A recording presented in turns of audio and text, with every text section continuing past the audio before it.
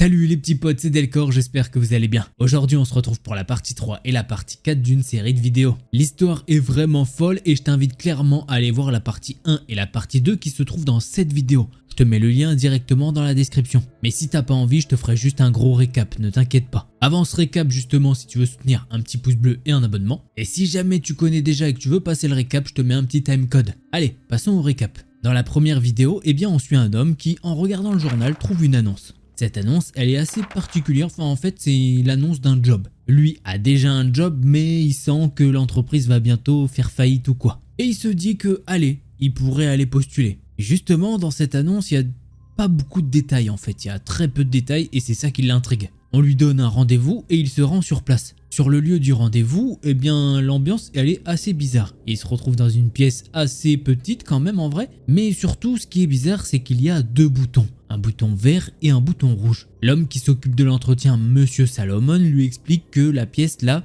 dans laquelle il est, c'est une copie quasi conforme de l'endroit où il va travailler. Et lui explique que devant lui, il y aura plusieurs moniteurs. Sur le moniteur de gauche, il y aura un flux vidéo en constant. Et sur le moniteur de droite, il devra faire des rapports. Voilà, tout simplement. Et il y a des règles assez strictes. Il ne peut rien emmener de l'extérieur dans cette pièce et il ne peut rien sortir non plus. Bref, très bizarre. Vous voyez le genre. Mais il y a quelque chose que je vous ai pas dit. C'est payé genre 35 $ de l'heure. Donc vraiment un boulot de fou.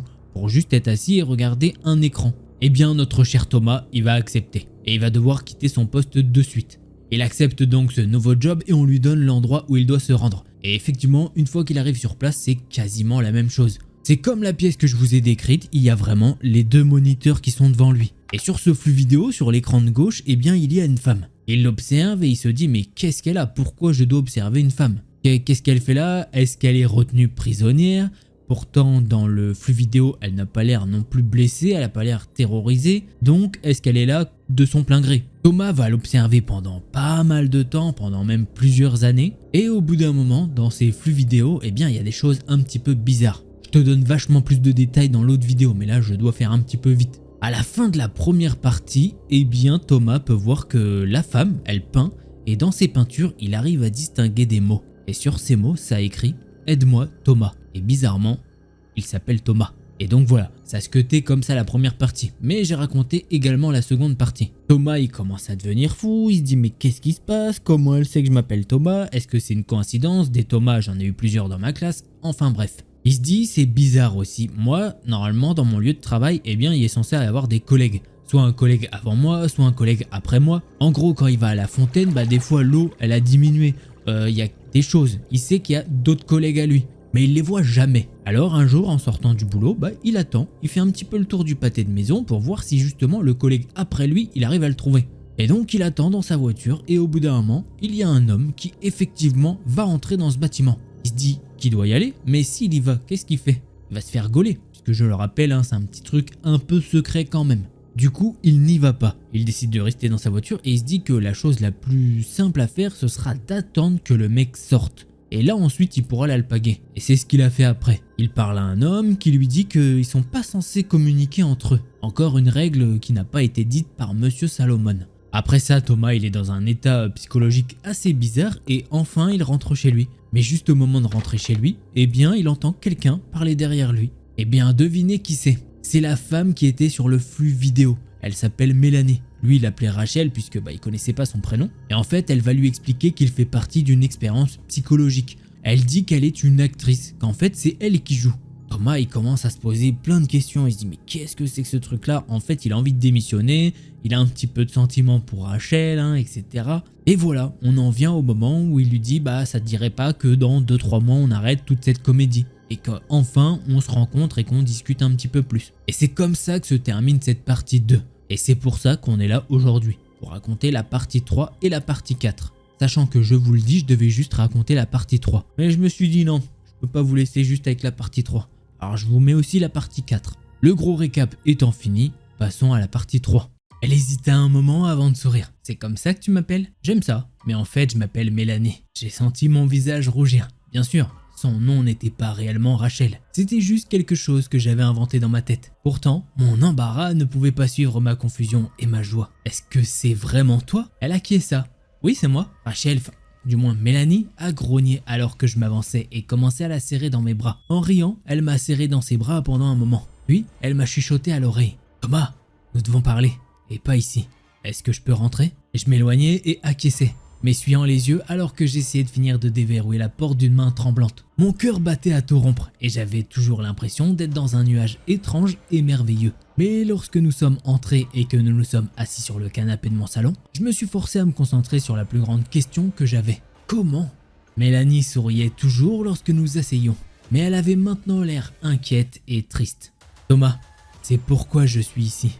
C'est pour te le dire. Les choses ne sont pas comme tu le penses. Elles ne l'ont jamais été. » Je fronçais les sourcils, une nouvelle ligne de peur traversant ma brume heureuse. « Qu'est-ce que tu veux dire par là ?» Elle tint l'arête de son nez pendant un moment, baissant les yeux, comme si elle essayait de comprendre. Comment dire quoi qu'elle ait à dire. « Eh bien, Thomas, tu fais partie d'une expérience psychologique. J'en fais partie depuis plus longtemps que vous, en tant qu'actrice. Et je ne connais toujours pas tous les détails. Je suis presque sûr que tout ça est géré par une agence gouvernementale. Et je sais qu'ils y investissent beaucoup d'argent et de temps. Mais pour quelle raison, je n'en suis pas si sûr. J'ai réalisé que je me tordais les mains. Non, c'était vraiment pas bien. Cela ne pouvait pas être vrai. C'était une sorte de machination. Mélanie continua. C'est ce que je sais, c'est que vous êtes surveillé comme un sujet à long terme. Ils ont construit tout ce scénario dans lequel vous faites un travail secret en surveillant quelqu'un. Cette fois-ci, en l'occurrence moi. J'ai l'air d'être piégé. Ils vous donnent des instructions et une manière de faire des choix. Vous avez des boutons ou quelque chose entre lesquels vous pouvez choisir, n'est-ce pas? J'ai acquiescé faiblement, la langue enfoncée dans ma gorge. Ouais, ils sont en fait rouges et verts. Elle soupira et acquiesça. Je pense qu'ils testent jusqu'à quel point vous obéirez, quel choix vous ferez en fonction de votre moralité, de votre intelligence et de votre peur. C'est intéressant, ou du moins je le pensais, lorsque j'ai rejoint le groupe il y a 6 ans. Ils ne m'ont jamais donné officiellement beaucoup de détails, juste l'essentiel. Mais les gens parlent. Les autres acteurs et moi, parfois, on entend des choses et on bavarde. Elle sourit alors tristement. C'est ce qui m'a fait commencer à me faire sentir mal. Je l'ai interrompu. Comment ça, d'autres acteurs? Les yeux de Mélanie s'écarquillèrent. Ah merde, ouais, je suis désolé. Je pense qu'il l'appelle toujours Monsieur Salomon. Eh bien, il y en a d'autres aussi. Quand je l'ai regardée, elle a continué. De toute façon, pendant longtemps, c'était juste un travail normal, n'est-ce pas? Je passe 6 heures par jour à agir comme si j'étais une fille piégée. Principalement à faire semblant de peindre ou de regarder la télévision. Vous savez, des trucs ennuyeux. Je ne pus m'empêcher de l'interrompre à nouveau, détestant la douleur qui tremblait dans ma voix. Mais tu as simulé les tableaux? Tu n'es pas vraiment en train de peindre ces merveilleux tableaux? Mélanie avait l'air maintenant embarrassée. Non, je suis désolé. Je ne peux pas peindre du tout. Mais je suis une très bonne chanteuse. Elle essaya de sourire mais hésita. En s'avançant, elle toucha à mon bras. C'est pour cela qu'ils tournent toujours les tableaux là où on ne peut pas les voir. Ils sont déjà faits au préalable. Tout ce que vous voyez, ce sont des toiles vierges. Et bien, quand ils veulent que je vous montre quelque chose, là, son expression s'assombrit à mesure qu'elle me disait ces choses. C'est pourquoi j'ai dû enfreindre les règles et vous contacter. Quand ils ont commencé à faire ce message caché, des conneries de jeu d'esprit, je me suis inquiété. J'avais peur que tu prennes ça trop au sérieux. J'ai pensé que vous pourriez être blessé, voire vous blesser. Dès que tu as quitté ton service ce soir, j'ai parlé à l'un des gars du département vidéo. Il m'a raconté comment vous aviez réagi. Il m'a montré que tu étais toujours garé en bas de la rue du bâtiment. Je suis alors venu en voiture. La chambre à coucher se trouve dans un immeuble en dehors de la ville. Je t'ai vu, assis dans ta voiture, et j'ai failli m'approcher de toi. Mais j'avais peur de me faire prendre et virer. Alors je me suis garé et j'ai attendu de pouvoir te suivre ailleurs et te faire savoir que j'allais bien. Elle retint ses larmes. J'ai honte de dire que j'ai failli partir plusieurs fois. Je ne veux pas perdre ce travail et j'ai essayé de me dire que tout irait bien après un jour ou deux. Je pourrais leur faire changer le scénario suffisamment pour que vous ayez l'impression que j'aille bien et que vous n'ayez pas à trop vous inquiéter. J'ai senti une chaleur colérique grandir dans ma poitrine. Eh bien, c'est gentil de votre part. Elle leva les yeux rouges. Je sais, je suis une merde. Je suis vraiment désolé. J'ai été égoïste et lâche, mais je ne suis pas parti. Et puis quand j'ai vu Charlie quitter le bâtiment et que je t'ai vu courir pour lui parler, j'ai su qu'il allait encore plus loin. Charlie? Mélanie roula des yeux de frustration. Merde, ouais, désolé. Charlie Jefferies, c'est un autre acteur. Dans une version antérieure de l'expérience, il jouait en fait Monsieur Salomon. Mais ils ont décidé qu'il n'était pas assez effrayant. Alors maintenant, il porte généralement l'un des costumes. En fait, il a souvent fait ça pour votre version. Vous ne pouvez tout simplement pas le reconnaître sous toute cette tenue qu'il porte. Je n'arrêtais pas de courber et de dérouler mes mains sur mes genoux.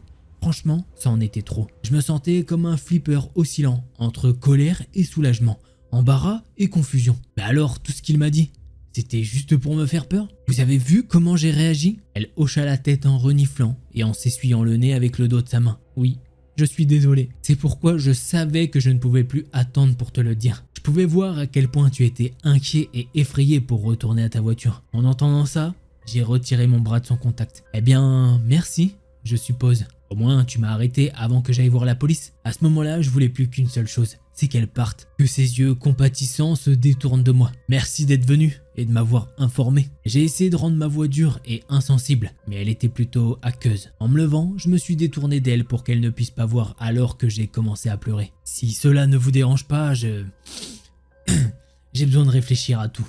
C'est vraiment beaucoup. Un moment s'est écoulé, puis sa main s'est posée sur mon épaule. Thomas, tu n'as pas de quoi être gêné. Ils sont très bons dans ce qu'ils font. Tout ce que vous avez fait, c'est ce que vous pensiez être juste. Parce que oui, tu es un homme bon. En entendant ça, j'ai haussé les épaules. Je pensais que tu avais des ennuis et je voulais t'aider. Elle m'a doucement tourné vers elle et quand j'ai levé les yeux, elle a souri et elle a reniflé à nouveau. Je sais, mais il faut comprendre que la plupart des gens n'auraient pas essayé de m'aider. Pas quand cela impliquait d'abandonner son travail ou de prendre des risques comme ça. Surtout pas pour quelqu'un qu'ils ne connaissent pas. Tu essuyais le visage en détournant le regard. Eh bien, je me sens toujours stupide, mais je suis content que ça ne soit pas réel. Je suis content, tu ailles bien. Je me suis arrêté et j'ai croisé à nouveau son regard. On est en sécurité. On va bien, n'est-ce pas? On est en sécurité, je veux dire. Elle hésita avant d'acquiescer. Ouais, je pense que oui. Comme je l'ai dit, ils ont beaucoup investi dans quoi que ce soit. Et le fait qu'ils soient prêts à aller aussi loin qu'ils l'ont fait avec vous me fait réfléchir. Mais je n'ai jamais vu de signe de blessure. Je pense que le pire qui pourrait arriver serait que l'un de nous deux, ou les deux, soit renvoyé. J'ai senti mon visage devenir rouge. Oh, ne t'inquiète pas pour ça. Je vais arrêter demain. Je vais enfin pouvoir appuyer sur leur foutu bouton. Et peut-être même les deux. J'ai commencé à sourire, mais j'ai ensuite vu l'expression du visage de Mélanie. Thomas, s'il te plaît, ne fais pas ça. Je ne pense pas qu'il nous ferait du mal, mais si tu démissionnes, ils comprendront que je t'ai parlé. Je ne pense pas qu'ils nous surveillent tout le temps, mais je ne sais pas ce qu'ils peuvent découvrir. Vous savez, traquer les téléphones portables, les satellites espions, peu importe. Je prends un gros risque rien qu'en étant ici, et je ne veux pas qu'ils s'en rendent compte. J'ai pris du recul par rapport à elle. Alors tu veux continuer à être payé pour tromper des gens comme moi? Elle tendit la main et attrapa ma main droite. Je l'avais serrée inconsciemment et je m'étais détendu à son contact. Non, moi, je ne veux pas continuer. Mais vraiment, je ne m'attendais pas à ça. Comment toute cette expérience a changé? Pouvoir te rencontrer réellement. Je ne peux pas le faire sur le long terme. Mais encore une fois, est-ce que tu ne veux pas faire ça 1 mois ou 2 pour économiser de l'argent? Maintenant que tu es dans le coup, est-ce que ça ne te dérange pas d'arrêter bientôt? Elle a souri. Ça, je peux le faire. C'est ce que nous pouvons faire tous les deux. Nous pouvons continuer comme d'habitude. Prendre un peu plus de leur argent, puis l'un de nous peut démissionner. Le mois suivant, l'autre personne pourra. T'en penses quoi? J'ai haussé les épaules, j'étais vraiment incertain. Ça avait du sens, et une fois que je me suis calmé, cela en rapporterait probablement davantage. Elle m'a serré la main, elle m'a alors dit « Et quand tout sera fini, je veux mieux te connaître. Je sais que j'ai joué un rôle, mais pour l'essentiel, c'est moi que vous avez observé tout ce temps. Je pense que c'est juste que je puisse te voir davantage aussi. » Elle a rougi et elle a ajouté « En supposant que cela t'intéresse. » J'ai senti ma main devenir moite dans la sienne alors que mon estomac palpitait. Eh bien, je veux dire, ouais, j'aimerais faire ça. En déglutissant, j'ai ajouté « Combien de temps devons-nous attendre pour nous revoir ?» Mélanie m'a souri et a dit « Allez, travaillons encore 1 mois. Enregistre ce que tu peux.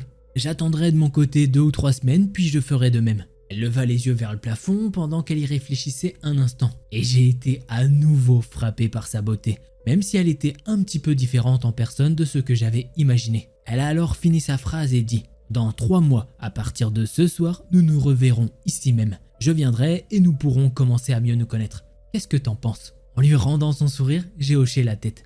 Ah, ça a l'air génial. Quand elle est partie, quelques minutes plus tard, une partie de moi détestait la voir partir. Mais une autre partie était soulagée. J'étais tellement épuisé. Et même si j'étais si heureux qu'elle aille bien et que nous nous soyons enfin rencontrés, je me sentais comme le fil grillé d'une vieille ampoule. J'avais besoin de temps seul. Il est temps de réfléchir et de se calmer. Et surtout, de se reposer. Je ne me souviens même pas vraiment de m'être endormi.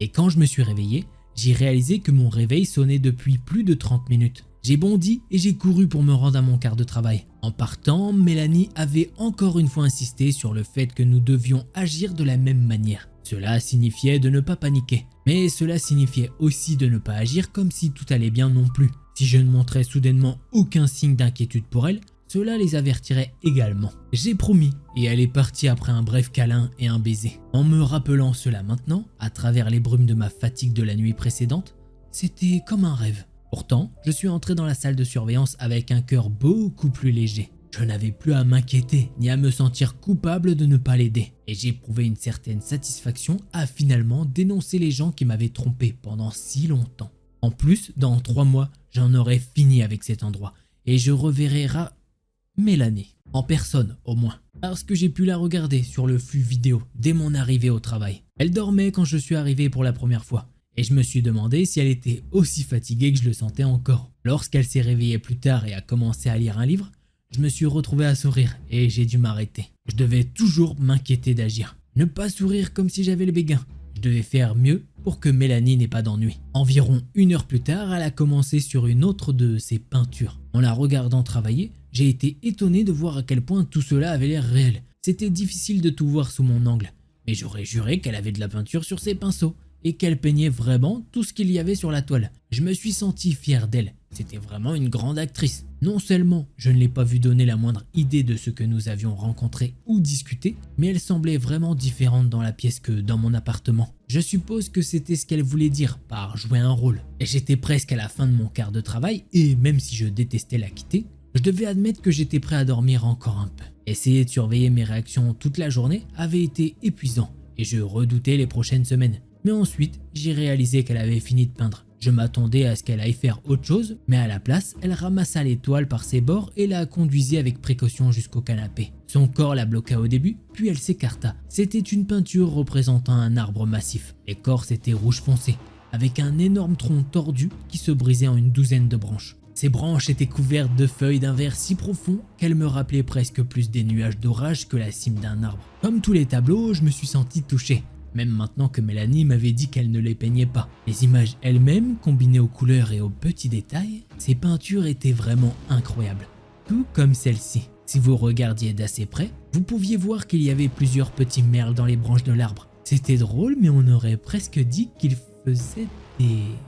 formaient des mots en fait. J'ai senti mon cœur battre à tout rompre et je me suis forcé à rester calme. Cela ne sert à rien d'être idiot. Je savais que tout cela n'était plus qu'un jeu maintenant et je devais juste jouer mon rôle encore un peu. Pourtant, ceux qui m'inquiétaient voudraient savoir ce que disent les mots, alors autant essayer de les lire. J'ai plissé les yeux, suivant les oiseaux de droite à gauche et de haut en bas. Cette fille n'est pas moi. Je détournais le regard du tableau pour voir Rachel me regarder. Elle avait l'air terrifiée. Oh non, je n'aime pas du tout ça. Et voilà, malheureusement, c'est comme ça que se termine cette 3e partie. Je devais faire quelque chose et je devais le faire maintenant. Si Mélanie était d'une manière une actrice, cela signifiait qu'ils avaient dû l'envoyer. Et s'ils l'envoyaient, cela signifiait qu'ils le savaient. Ils connaissaient les messages contenus dans sa peinture. Ils savaient que je posais des questions.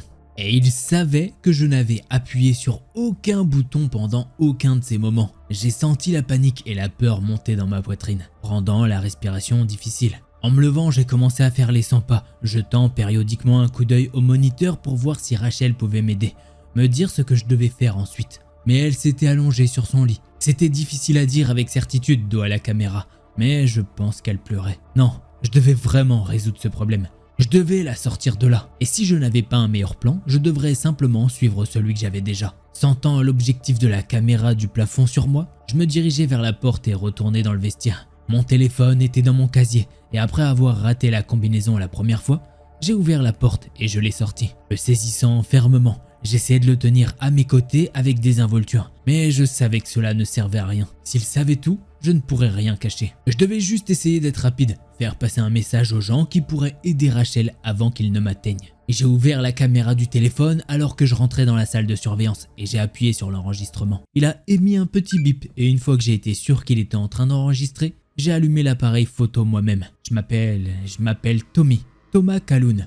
Et mon travail consiste à surveiller une femme coincée dans une pièce. Ce n'est pas une blague, ni un film, ou quoi que ce soit. C'est réel. Pendant 3 ans, mon travail a consisté à rester assis dans cette pièce. J'ai déplacé lentement la caméra dans la pièce, en passant par la porte de la salle de bain, la fontaine à eau, le bureau avec les moniteurs, le clavier et la boîte à boutons. Tout ça pour reprendre et dire. Et je regarde un flux vidéo d'une femme enfermée dans une chambre quelque part. Je me suis approché du bureau et je me suis assuré que le moniteur montrant Rachel était clair et net. Au début, je ne savais pas que cette femme était prisonnière. Ou je me suis trompé en pensant qu'elle ne l'était pas parce que l'argent était bon. Quoi qu'il en soit, je sais qu'elle l'est maintenant. Et elle est en danger. Et moi aussi. Après m'être attardé sur la vidéo d'elle pendant quelques secondes supplémentaires pour m'assurer que chaque détail était visible, j'ai retourné la caméra sur moi-même. Je devais me dépêcher, sinon la vidéo pourrait être trop volumineuse pour être envoyée rapidement. J'essayais de rester calme, mais je me sentais pleurer à mesure que j'avançais. Et j'ai fait de mon mieux pour garder mes mots clairs. S'il vous plaît, aidez-la. Je ne sais pas où elle est. Je ne sais pas qui la détient, parce que je ne sais pas pour qui je travaille vraiment. Mais ce sont de mauvaises personnes et elle n'est pas en sécurité. Tout ce que je sais, c'est que je travaille dans un immeuble juste à l'extérieur de San Antonio. Je ne connais que les noms des 2 autres personnes liées à cet endroit. L'homme qui m'a engagé, Monsieur Salomon, et un homme qui pourrait avoir un travail comme le mien, Charlie Jeffers. Non, Jefferies, je crois. Je ne sais pas si ce sont de vraies personnes. Je veux dire, je ne sais pas si ce sont leurs vrais noms. S'il vous plaît, je ne suis pas fou. Je sais à quoi tout cela ressemble. Venez ici, venez voir la pièce. Découvrez où elle se trouve et aidez-la. J'ai entendu le bruit sourd de la porte extérieure qui s'ouvrait sur le vestiaire. Et j'ai frénétiquement fouillé avec le téléphone pour arrêter l'enregistrement. Comment est-ce que je pouvais l'envoyer? Oh non, comment je... C'est bon, j'ai réussi. J'ai appuyé sur le bouton pour partager. Et j'ai senti une nouvelle panique monter. Ah, comment je peux envoyer? Ah, c'est bon, j'ai enfin trouvé. J'ai pu partager la vidéo et j'ai senti une nouvelle panique monter. À qui est-ce que je dois l'envoyer? Je n'avais qu'une poignée de contacts et je les ai tous sélectionnés. Peut-être qu'au moins l'un d'entre eux prendrait cela au sérieux et demanderait de l'aide. Alors que j'entendais la porte de la salle de surveillance s'ouvrir derrière moi, j'ai appuyé sur envoyer. Malheureusement, il était écrit « Non connecté au service de données ou au Wi-Fi. Veuillez renvoyer une fois connecté. » Oh non, qu'est-ce que c'est que ce délire? Je me suis retourné pour voir Monsieur Salomon entrer dans la pièce. Il était flanqué de 2 hommes de grande taille vêtus de costumes sombres qui ressemblaient à des gardes du corps ou quelque chose du genre. Levant un doigt, il me fit signe. Non, non, non, pas de réseau ici, Thomas. Mais vous ne devriez jamais avoir besoin de réseau ici, tant que vous respectez les règles. Ils m'ont emmené facilement, c'étaient des gros gaillards. J'ai essayé d'aller aux toilettes et de fermer la porte, mais les 2 gardes m'ont arrêté et m'ont tiré vers le bas. Ils m'ont mis, comment vous les appelez déjà? Des attaches. Oui, c'est ça. Ils m'ont donc mis des attaches sur les mains et les pieds, et ils m'ont mis un sac noir sur la tête. Ensuite, j'ai été transporté hors de la pièce, et j'ai eu l'impression qu'ils avaient dû me mettre à l'arrière d'une camionnette qui avait été garée jusqu'au bâtiment. J'étais allongé sur ce qui ressemblait à un tapis fin, et à l'odeur étrange qui recouvrait une couche de métal dur en dessous. J'ai entendu quelqu'un monter dans la camionnette avec moi, et j'ai demandé où nous allions. Je leur ai dit qu'il fallait juste me prendre et laisser Rachel partir. Il y a eu un bref rire au-dessus de nous. Puis, la voix de Monsieur Salomon qui m'a dit qu'il expliquerait tout lorsque nous arrivions là où nous allions. Pour l'instant, dit-il, j'avais besoin de me détendre. C'était un long trajet et j'aurais besoin de repos. Je voulais en savoir plus, mais j'ai ensuite ressenti une vive douleur au cou. Il m'avait poignardé. Ou non, il m'avait injecté quelque chose. Je me sentais si étrange maintenant. Mais je devais rester éveillé. Je devais essayer de m'enfuir.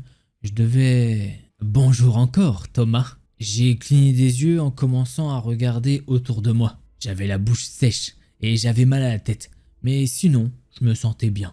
Je n'étais plus attaché. Au lieu de cela, j'étais allongé sur une table rembourrée, comme je l'avais vu lorsque j'étais allé chez le médecin. Mais je n'étais clairement pas dans un cabinet médical. La pièce était grande et, outre la table rembourrée, elle contenait un petit lit, un bureau avec un écran d'ordinateur et quelques chaises. Assis sur l'une de ces chaises se trouvait Monsieur Salomon. Je me suis relevé lentement, clignant des yeux. Où est-ce qu'elle est? Est-ce que Rachel va bien? Monsieur Salomon s'est mis à sourire et m'a dit « T'es vraiment quelqu'un de spécial, Thomas. T'essayes d'être le héros, même si tu ne sais pas comment faire. Eh bien, je respecte ça. » Se séchant les lèvres, il se pencha légèrement en avant. En fait, je respecte tellement cela que j'ai décidé de commencer notre nouvelle relation avec autant d'honnêteté que possible. Certains de mes collègues ne sont pas d'accord avec cette approche, mais tu sais quoi? On les emmerde.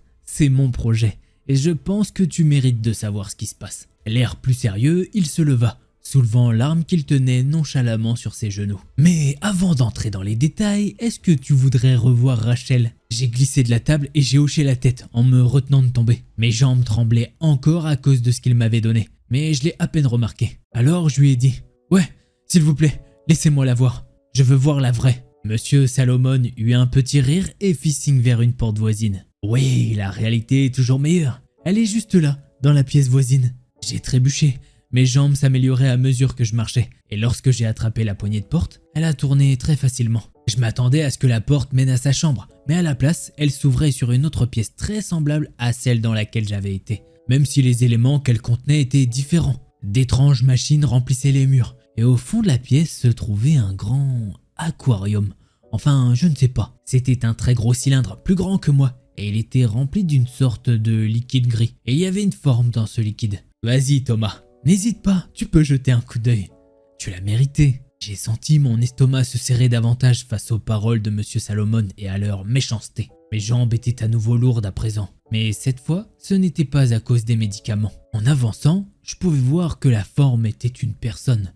Oh non, ou du moins un corps, car rien qu'en le regardant, il était clair que la personne était morte. Elle était très bien conservée.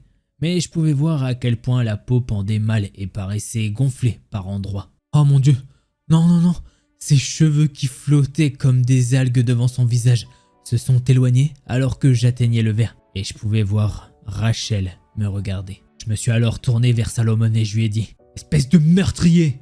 J'ai regardé Salomon droit dans les yeux et j'ai commencé à courir vers lui. Mais d'un coup, il m'a tiré dessus. D'une seconde à l'autre, j'étais au sol, convulsant alors qu'il s'approchait. Ne t'inquiète pas Thomas, cela ne va pas te tuer. Je te rends juste incapable de bouger pendant un petit moment. J'entendais d'autres bruits de pas alors que mon corps commençait à s'immobiliser. Allez, levez-le et ramenez-le dans l'autre pièce. Je ne sentais presque rien alors que j'étais ramené à la table rembourrée et calé en position assise. Cette fois, j'étais attaché, mais j'ai deviné que c'était plus pour ne pas tomber, car je ne pouvais rien bouger d'autre que ma tête, et même juste un tout petit peu. Je pouvais à peine voir du tout à cause de mes larmes. Mais j'ai reconnu la forme floue de Salomon assis devant moi. Avant de demander, eh bien, quand vous serez capable de demander à nouveau quelque chose, oui, c'est Rachel. Pas une fausse Rachel, pas un mannequin et pas autre chose. Comme je l'ai dit, le temps des mensonges est révolu. L'heure est désormais à la vérité. Fronçant légèrement les sourcils, il poursuivit. Thomas, je comprends que te montrer ça, te montrer son corps de cette façon puisse te sembler très cruel. Tu pourrais même me détester pour ça en ce moment, et je comprendrais si tu le faisais. Mais tu m'as traité de meurtrier. Et au moins dans ce contexte spécifique, je pense que c'est injuste, parce que je n'ai pas tué Rachel. En vérité, je travaille sur cet aspect du projet depuis seulement 7 ans. Il montra la porte derrière lui et continua en disant « Et Rachel est morte depuis plus de 8 ans. » J'ai senti mes yeux s'écarquiller, comme s'ils appartenaient au corps de quelqu'un d'autre. C'est sûr, c'était encore des mensonges. Plus de conneries. Ouais, c'est ça. Je suis sûr que c'était des conneries. Salomon a alors repris la parole et m'a dit « Sais-tu ce que c'est la visualisation à distance ?» Oh, désolé, c'est vrai, tu ne peux pas parler pour le moment. Bon, je suppose que tu ne sais pas ce que c'est. La visualisation à distance est un terme général désignant la capacité de voir des choses qui sont physiquement éloignées de vous. De connaître des choses que vous ne devriez pas pouvoir connaître par l'intermédiaire de vos 5 sens normaux. Certains le décrivent comme une capacité physique, bien qu'il existe plusieurs écoles de pensée sur comment et pourquoi cela fonctionne. Là, ses yeux se fixèrent intensément sur les miens. Puisque oui, ça fonctionne mon cher Thomas. Divers gouvernements et organisations privées l'étudient depuis très longtemps. Et bien qu'elle soit publiquement toujours ridiculisée comme une pseudo-science et une superstition insensée, la réalité est que certaines personnes ont la capacité innée, cela signifie qu'elle vient naturellement, de voir d'une manière ou d'une autre d'autres endroits. Rachel faisait partie de ces personnes. Elle a rejoint le programme à l'âge de 17 ans, après avoir été identifiée via un processus de sélection frontale exécuté comme un test psychologique qui rapporterait bien au sujet à une époque où Rachel cherchait à gagner de l'argent. 3 mois après avoir été identifiée comme une bonne candidate, elle a été retenue. Elle est devenue un atout largement conforme qui s'est rapidement hissé au sommet de notre vivier de talents. Là, Salomon croisa les mains sur ses genoux. Ouais, je sais que tu tenais à elle, Thomas. Donc je pense que cela vaut la peine d'être partagé. Rachel n'a jamais été maltraitée, à part son accouchement et les tests occasionnels légèrement désagréables. Non, nous la chérissions tous. Elle était extrêmement talentueuse, non seulement en tant que téléspectatrice, mais aussi en tant qu'artiste. C'est comme ça qu'elle transmettait ce qu'elle voyait, tu comprends. Elle entrait dans un état presque de transe lorsqu'elle peignait, et quand elle avait fini, elle nous donnait une peinture d'images et de mots qui fournissaient, eh bien, C'était des informations très précieuses. Si jamais tu te poses la question, c'est pour cela qu'on a toujours pris tant de soin que les peintures ne soient jamais montrées à la caméra. Rachel était si talentueuse qu'elle a été sélectionnée pour un nouveau programme qui, selon nous, pourrait grandement améliorer ou modifier ses capacités. Nous avons introduit quelque chose d'étranger dans son corps. Au début, rien ne semblait changer. Au contraire, la précision de sa visualisation à distance diminuait, ce qui constituait un problème pour nous et pour elle. Mais ensuite, nous avons réalisé que nous lisions mal les nouvelles peintures. Elle était capable de voir plus clairement que jamais. Elle n'était tout simplement plus liée aux seuls événements actuels. Désormais, sa vue a transcendé le temps. Il a fait une pause et j'ai réalisé qu'il aimait raconter son histoire. Le salaud passait un bon moment, s'arrêtant pour rendre les choses plus dramatiques. Une chose est sûre, je le tuerai. Salomon a repris la parole et a dit « Même si cela a rendu certaines de ces peintures moins immédiatement utiles, elles sont devenues beaucoup plus précieuses à mesure que nous avons pu les déchiffrer. Pendant un certain temps, il semblait que tout fonctionnait mieux que ce que nous avions espéré. Et puis un jour, elle a montré un tableau à la caméra. Il disait « S'il te plaît, aide-moi Thomas ». Cela a immédiatement déclenché toutes sortes de signaux d'alarme. Elle savait qu'il ne fallait pas montrer de tableau à la caméra. Et maintenant, elle essayait de communiquer avec quelqu'un. Nous n'avons pas perturbé sa routine, mais une enquête approfondie a commencé pour savoir à qui elle parlait. Était-ce l'un de ses maîtres, un des techniciens, quelqu'un de sa vie passée? Mais rien n'a été vérifié. S'appuyant sur le dossier de sa chaise, un air de fierté grandit sur le visage de Salomon alors qu'il continuait. C'est moi le premier qui ai suggéré l'idée qu'elle voyait et parlait à quelqu'un dans le futur, intentionnellement ou non, consciente ou non. J'étais encore consultant externe à l'époque, mais à ce moment-là, nous avons eu des comportements plus étranges de sa part, y compris le deuxième message. Cette fille n'est pas moi. Ma théorie avait du sens, mais elle s'est très vite heurtée à un obstacle plus important. L'introduction du matériel étranger ne s'est pas déroulée aussi facilement que nous l'avions espéré, même si son état était stable depuis près de 3 ans depuis son implantation. Que ça soit à cause de ses émotions ou de son stress croissant, ou simplement du passage du temps, son état a soudainement commencé à se détériorer. Son travail est devenu plus irrégulier et difficile à comprendre à mesure que son corps commençait à décliner. Nous surveillons sa santé de près, mais cela n'avait pas d'importance. 5 jours après avoir peint « Cette fille n'est pas moi », elle a soudainement fait un arrêt cardiaque et elle est décédée. De manière assez inexplicable, nous n'avons pas pu la réanimer. C'était une grande perte. Et cela a nécessité des ajustements de ma théorie. D'après tout ce que nous savions, il était toujours logique qu'elle parle à quelqu'un. Quelqu'un ayant accès au flux de la caméra, et très probablement quelqu'un nommé Thomas. Si Thomas regardait ces images de caméra dans le futur, comme je le pensais, alors il travaillerait pour nous à l'avenir. Il m'a fixé intensément du regard et m'a fait un mince sourire. Tout ça pour reprendre la parole directement. Et que croyez-vous ou non que l'avenir est gravé dans le marbre? Je suis tout à fait favorable à lui donner un coup de main. Il y a 7 ans, j'ai lancé le projet Thomas. Au cours de cette période, j'ai supervisé la sélection et l'embauche de 43 hommes nommés Thomas sur plusieurs sites différents, tous avec un travail très spécifique. Pour regarder les vidéos de Rachel juste avant son implant jusqu'au moment de sa mort. J'ai essayé de parler, mais ma bouche ne fonctionnait toujours pas. Je voulais dire qu'il mentait, que ça n'avait aucun sens, que ça devait être un autre truc. Mais je pense que je voulais l'entendre parler davantage, parce qu'au fond de moi, je pense qu'il ne mentait pas. Et je pensais que je commençais à comprendre. Monsieur Salomon m'a sorti de mes pensées et a repris la parole.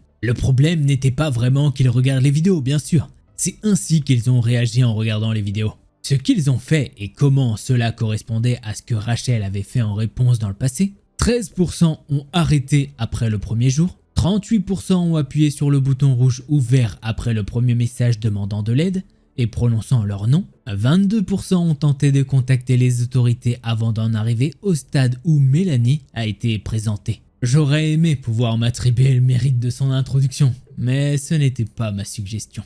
Nous avons supposé à partir du message « Cette fille n'est pas moi » qu'un double de Rachel vous avait été présenté à un moment donné. Peut-être pour vous tuer, vous dissuader ou découvrir ce que vous saviez. Mais il a fallu quelques essais jusqu'à ce que nous sentions qu'il était bien affiné. Et comme je l'ai souligné, seulement 27% sont arrivés jusque-là. Et ils ont tous échoué au test suivant. Il m'a pointé du doigt et a dit « Sauf toi, mon cher Thomas. Tu vois, la fille que tu surveillais, cette fille talentueuse et merveilleuse dont le corps est conservé dans la pièce voisine, elle s'appelait Rachel Donovan. Je m'étais toujours demandé si Rachel vous voyait simplement ou s'il y avait une sorte de lien entre vous deux. Lorsque vous avez appelé Mélanie Rachel, je savais que nous avions enfin trouvé le bon Thomas. Le point de lumière lointain que notre Rachel regardait à travers l'espace et le temps. J'ai avalé lourdement et j'ai découvert que je pouvais sentir ma langue, ne serait-ce qu'un peu. En marmonnant mal, j'ai poussé un seul mot. Pourquoi ? Salomon parut surpris en entendant ça, et il enchaîna en disant « Mais enfin, j'aurais pensé que ce serait clair maintenant. Vous êtes notre seul lien restant vers l'un de nos plus grands trésors. Peut-être que tu as une capacité similaire, où il se peut qu'elle ait forgé le lien uniquement grâce à son propre talent et sa volonté. Mais quoi qu'il en soit, vous êtes important et vous avez encore du travail à faire. » Il se leva et se dirigea vers la table où il alluma le moniteur. En prenant vie, j'ai vu qu'il s'agissait d'une image figée de la chambre de Rachel, une cassette interrompue là où j'avais arrêté de la regarder. En se tournant vers moi, Monsieur Salomon avait l'air solennel. « Tu dois continuer à la surveiller. Parce que Rachel t'a peint d'autres tableaux avant de mourir. Et nous devons savoir ce qu'ils signifient. » Et là, je suis désolé. C'est comme ça que finit cette partie 4. Malheureusement. Ouais, je sais. J'aimerais bien en faire plus. Hein, mais bon, il y a un moment, les vidéos, on va pas pouvoir faire des vidéos qui durent 3 heures. Vraiment, cette série, je la kiffe. Et ne vous inquiétez pas, dans la prochaine vidéo, il y a encore de très belles choses. Ah oui, je peux vous le garantir. Alors n'hésitez pas, si vous souhaitez soutenir ce travail, de gros pouces bleus. Voilà, je vais pas vous mentir. Si vous le voulez, on peut faire comme sur l'autre vidéo. C'est-à-dire qu'on avait dit 1000 pouces bleus et vous avez directement l'autre partie. Et bah là aussi, on peut faire pareil. Sachant que moi, j'ai pas les résultats. Je sais pas du tout si vous avez réussi ou pas. Puisque là, je tourne bien avant. Là, vous avez... En fait, quand je tourne, vous n'avez même pas encore eu la partie 1 et la partie 2. Donc voilà, j'espère que ça vous plaira. Vraiment, moi j'aime bien. Voilà. Bon, si tu veux plus de thread horreur, je t'invite à cliquer sur une de ces deux vidéos là. Allez, c'était Delcor, en attendant la prochaine vidéo, portez-vous bien, tchuss les petits potes.